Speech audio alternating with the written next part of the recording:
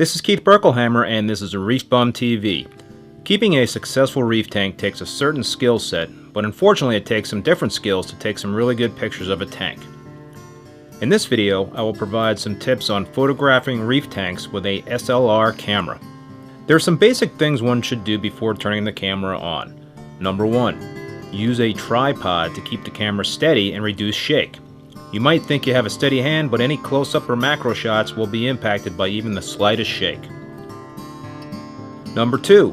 To minimize reflections off the glass, turn off any lights in the room and close the shades if pictures are taken during the day.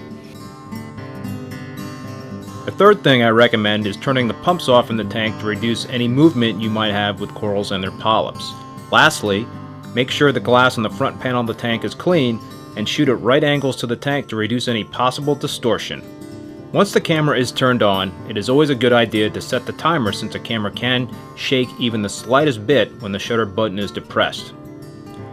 And it is also a good idea to use the image stabilization option on your camera or lens to optimize clarity. As for settings, the best results will be achieved when certain adjustments are made to the camera outside of the preset auto settings. Typically, the white balance has to be adjusted, since aquarium lighting can make it difficult for cameras to automatically detect and represent colors accurately in a tank. This is especially true if a tank has very blue lighting, such as a 20,000K bulb.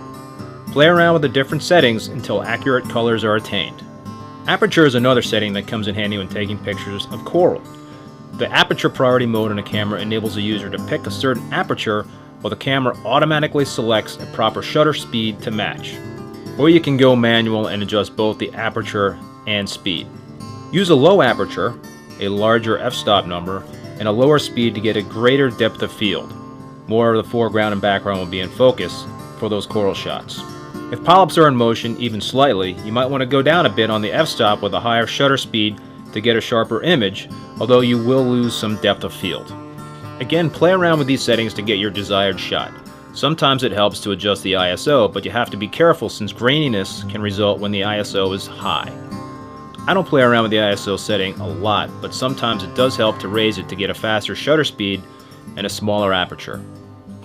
For close-up shots and coral shots in general, I think it is well worth it to invest in a good quality macro lens. I use a 100mm f2.8 macro lens and love it. When focusing, use the manual setting and take advantage of the digital zoom. I temporarily switch my camera to the live video mode and use the 10x digital zoom to make sure my subjects are crisp and clear. I also recommend purchasing an underwater housing for your camera to take submerged top-down shots. They are not too expensive, and the shots you can take with them are really cool. Well, I hope some of these tips help you take better shots of your tank. Reef keeping is an art, and taking photos of your pride and joy is an art form as well. Just a quick note.